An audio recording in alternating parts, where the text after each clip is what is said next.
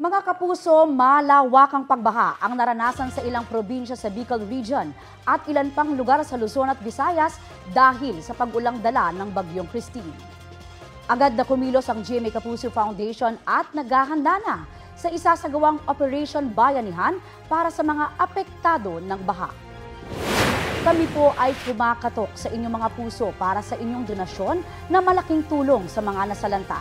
Sa mga nais mag-donate, maaaring magdeposito sa aming bank accounts o magpadala sa Cebuana Luwilhit.